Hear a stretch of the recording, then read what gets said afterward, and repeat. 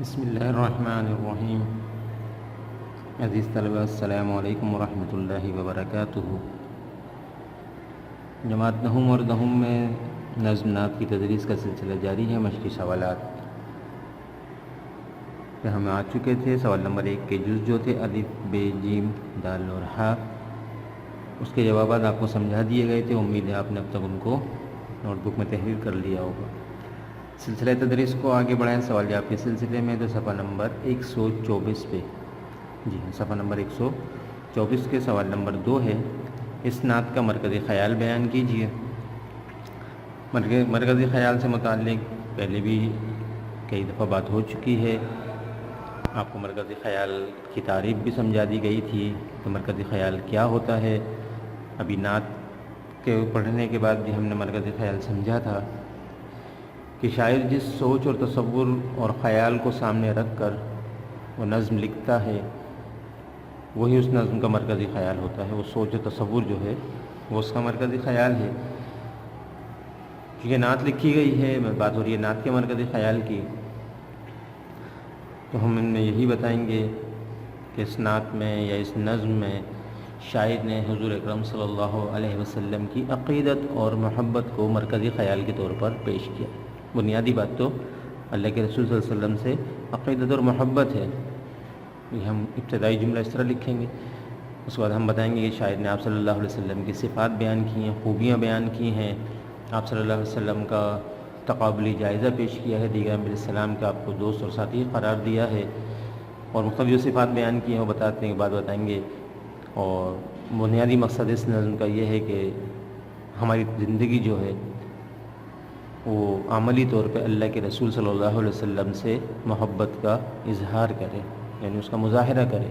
عملی طور پہ ہماری شخصیت جو ہے وہ سیرت نبی صلی اللہ علیہ وسلم کے مطابق ڈھلی ہوئی ہو، یعنی ہماری زندگیاں سنت کے مطابق گزر رہی ہوں، اور اللہ کے رسول کی جو محبت زبانی ہمارے موجود ہوتی ہے، ہم زبان سے جو ادا کرتے ہیں، یقیناً یہ بھی بڑی بات ہے، لیکن عملی طور پہ ہم اس کا مظاہرہ کریں، اور ہماری شخصیت میں، ہماری ذات میں، ہمارے عمل اور کردار میں اللہ کے رسول صلی اللہ علیہ وسلم کے طور طریقے نظر آئیں۔ اور یہی اس نظم کا بنیادی مقصد ہے کہ اللہ کے رسول صلی اللہ علیہ وسلم کی محبت ہمارے دلوں میں آ جائے۔ اس طرح آپ اس کی وضاحت کریں گے، اس میں مزید الفاظ کا اضافہ کریں گے، بنیادی باتیں یہی ہوں گی۔ اس کے بعد سوال نمبر 3 اگر دیکھیں تو یہ کہتے ہیں کہ نعت کے مطابق کالم الف اور کے الفاظ کالم بے سے ملائیے۔ جو ہم نے نعت پڑھی ہے تو ہمیں اس میں تھوڑا سا نظم کو پیچھے دیکھنا ہوگا۔ یہ خلق کے آگے کس سے ملے گا؟ آگے لفظ ہیں بستر ہے، تکیہ ہے، ہمدم ہے، رہبر ہے اور سرور ہے۔ کون سے الفاظ نعت میں خلق کے بعد کون سا الفاظ آیا ہے یہ دیکھیں گے ہم۔ نوح کے اسی طرح اس کو میچ کریں گے، جس میں سمجھاتا ہوں کہ خلق کے سرور، اس کو ہم اس سے میچ کریں گے۔ اسی طرح نوح کے کیا الفاظ سامنے ہیں، کون سے اس سے میچ کریں گے۔ خضر کے کون سے الفاظ سامنے موجود ہیں، ان میں سے میچ کریں گے۔ اس طرح تمام الفاظ کو ہم سامنے میچ کر کے لکھیں گے۔ کالم ملانا آپ کو اچھی طرح معلوم ہے کس طرح ملائے جاتے ہیں، کون سے الفاظ، آسان سوال ہے۔ اس کے بعد سوال نمبر 3 کے بعد کچھ قواعد کا کام ہے، اس کو دیکھتے ہیں۔ ایک بند دیا گیا ہے مرکب، کہتے ہیں خلق کے سرور شافع محشر صلی اللہ علیہ وسلم، مرسل داور خاص پیمبر صلی اللہ علیہ وسلم، نور مجسم نیر اعظم سرور عالم، مونس آدم نوح کے ہمدم خضر کے رہبر صلی اللہ علیہ وسلم۔ اب کہتے ہیں کہ ان اشعار میں محشر، پیمبر اور رہبر کے الفاظ قافیے ہیں۔ محشر، پیمبر اور رہبر کے الفاظ قافیے ہیں۔ قافیے کی تعریف ہم پہلے بھی کئی دفعہ پڑھ چکے ہیں کہ ایسے ہم وزن اور ہم آواز الفاظ جو کہ اشعار میں استعمال کیے جائیں ان کو ہم قافیہ کہتے ہیں، جن کی آوازیں ایک جیسی ملتی جلتی آوازیں ہوں۔ تو اگر ہم دیکھیں محشر، پیمبر، رہبر، سب کے آخر میں رے آ رہا ہے اور آوازیں مل رہی ہیں، تو فرمایا کہ یہ سب قافیے ہیں۔ اور اس طرح صلی اللہ علیہ وسلم ردیف ہے، معاشر کے بعد صلی اللہ علیہ وسلم، پیغمبر کے بعد صلی اللہ علیہ وسلم، رہبر کے بعد صلی اللہ علیہ وسلم۔ ہمیں ردیف کی تعریف بھی معلوم ہے کہ وہ لفظ یا الفاظ جو قافیے کے بعد ایک جیسے ہوں، وہ دونوں مصروں میں یا پوری نظم میں کئی بار دہرائے جائیں، وہ ردیف کہلاتی ہے۔ وہ الفاظ ردیف ہوتے ہیں جو کہ قافیے کے بعد آئیں اور ایک ہوں، لیکن معاشر کے بعد صلی اللہ علیہ وسلم، پیغمبر کے بعد صلی اللہ، یہ ایک ہی جیسے الفاظ بھی ہوتے ہیں۔ صلی اللہ علیہ وسلم یہ پورا مرکب الفاظ جو ہیں یہ ایک ردیف ہے، یہ ردیف ہے، یہ ردیف ہے۔ ردیف قافیے کی تعریف ہمیں معلوم ہے، قافیے کے بعد جو الفاظ دہرائے جاتے ہیں ان کو ردیف کہا جاتا ہے۔ اس کے بعد مزید وضاحت کرتے ہیں، یہ یاد رہے کہ بعض اوقات کوئی شعر قافیے پر ہی مکمل ہو جاتا ہے، کیونکہ شعر کے لیے قافیہ ضروری ہے، ردیف لازم نہیں۔ ردیف لازم یعنی ضروری نہیں کہ ہر شعر میں ردیف اور قافیہ موجود ہوں، ردیف کے بغیر بھی اشعار ہوتے ہیں۔ اگر ہمیں کوئی جانچنے کے لیے کوئی اس طرح کے اشعار دے دے اور ہمیں بولے کہ بھائی اس میں سے ردیف اور قافیے کو علیحدہ کریں، تو ضروری نہیں ہم کسی نہ کسی لفظ کو ردیف اور کسی کو قافیہ ضرور قرار دیں، بلکہ ہمیں اس کو تعریف کو سامنے رکھ کے دیکھنا پڑے گا کہ کون سے الفاظ ردیف ہیں اور کون سے نہیں ہیں۔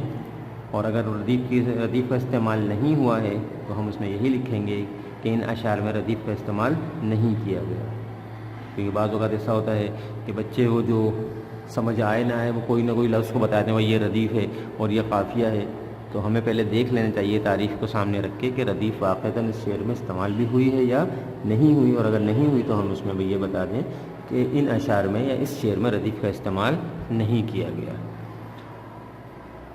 اسی طرح اب یہ آگے کہتے ہیں سوال نمبر 4 کہ شام اور نام کے 5 قوافی ترجیح یعنی قافیے بنائیے۔ قوافی کا مطلب قافیے بنائیے شام اور نام کے۔ اب اس کی ملتی جلتی کیا کیا ہو سکتے ہیں؟ کام ہے، انجام ہے، اس طرح جو اور مزید الفاظ آپ کو مل سکتے ہیں ان سے ملتے جلتے آسان بامعنی لفظ ہونا چاہیے۔ آپ قافیہ کچھ بھی بنائیں، وہ مستعمل لفظ یعنی کہ استعمال کیا جاتا ہو، اس کے کوئی معنی ہو، کیونکہ بعض اوقات بچے کچھ سمجھ نہیں آتا کوئی اپنے پاس سے الفاظ لکھ دیتے ہیں، کوئی لفظ لکھ دیتے ہیں، لیکن ہم ہمیشہ وہ الفاظ استعمال کریں جو مستعمل ہوں، اس کے کوئی معنی ہوں۔ تو بس یہ خیال رکھے اس کا آواز جو ہے وہ ایک جیسی ہو، جیسے آپ دیکھیں گے شام اور نام میں آخر میں میم آ رہا ہے، آخر میں میم آ رہا ہے، تو شام، نام، کام، انجام یہ سارے ایک جیسے الفاظ جو نکل رہے ہیں یہ قافیے کہلائیں گے۔ اس کے بعد ابھی کہتے ہیں بے میں کہ امیر مینائی کی نعت میں کون کون سے قافیے استعمال ہوئے ہیں۔ اس کے لیے آپ کو دیکھنا پڑے گا جا کے نظم کو پیچھے، پھر آپ دیکھیں گے کہ وہ جو ہماری ردیف صلی اللہ علیہ وسلم اس سے پہلے جو الفاظ پورے تمام اشعار کے اندر جو استعمال ہوئے ہیں 5 اشعار ہیں اور 10 مصرے ہوں گے اس طرح، تو آپ دیکھیں گے اس طرح کے جو الفاظ ہیں رہبر ہے، پیغمبر ہے، خضر ہے، جو بھی الفاظ ملتے جلتے آئیں گے آپ ان کو علیحدہ کریں گے اور بتائیں گے امیر احمد مینائی کی نعت میں یہ جو الفاظ ہیں یہ قافیے کے طور پر استعمال ہوئے ہیں۔ یہ آپ خود دیکھیں گے۔ ردیف کون سے الفاظ ہوتے ہیں؟ تعریف آپ کو پہلے بھی بتائی جا چکی ہے، آپ ردیف بتائیں گے کہ اشعار میں قافیے کے بعد ایک جیسے الفاظ جو آتے ہیں، اشعار میں قافیے کے بعد ایک جیسے جو الفاظ آتے ہیں ان کو ردیف کہتے ہیں۔ پھر ایک کوئی آپ شعر لکھ دیں گے اور اس کی آپ وضاحت کریں گے کہ اس شعر میں یہ الفاظ یا لفظ ردیف کے طور پر استعمال ہوئے ہیں۔ اس کے بعد منتخب جواب کرنا آسان سوال ہوتا ہے، لیکن امتحانات میں یہ پورا آپ کا حصہ ہوتا ہے معروضی کا، جس میں اس طرح کے سوالات آتے ہیں، اس کو غور سے دیکھا کریں۔ شاعر نے رسول اکرم صلی اللہ علیہ وسلم کو نوح کا کہا ہے، کیا کہا ہے؟ دوست کہا ہے، بزرگ کہا ہے، ہمدم کہا ہے یا رہبر کہا ہے؟ یہ آپ پیچھے نعت پڑھیں گے تو آپ کو اس میں دیکھنا پڑے گا کہ نوح کے ساتھ کون سا لفظ استعمال ہوا ہے اور ہم اس پہ پھر ٹک لگا دیں گے۔ شاعر نے بہل ثقافت کہا ہے، کس کو کہا ہے؟ حضرت آدم علیہ السلام کو، موسیٰ علیہ السلام کو، عیسیٰ علیہ السلام کو یا آپ صلی اللہ علیہ وسلم۔ صحیح جواب آپ منتخب کریں گے۔ نعت میں توصیف یعنی تعریف کی جاتی ہے اللہ تعالیٰ کی، رسول اکرم صلی اللہ علیہ وسلم کی، انبیاء اکرام کی یا صحابہ اکرام کی۔ صحیح جواب پہ آپ جو نشان لگائیں گے۔ اس کے بعد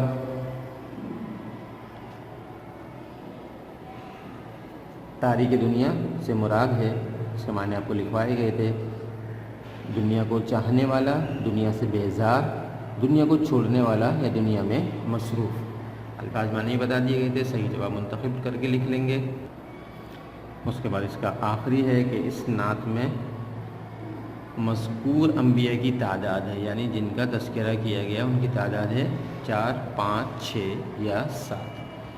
یہ بھی آپ کو ابھی سمجھا دیا گیا تھا وضاحت کے ساتھ کہ اس میں کتنے انبیاء علیہ السلام کی تعداد ہے، اور وہ ہم نے ابھی پچھلے جو ہم سوال جواب کر رہے تھے اس میں سمجھا تھا، اس کے مطابق صحیح پہ آپ نشان لگا لیں گے۔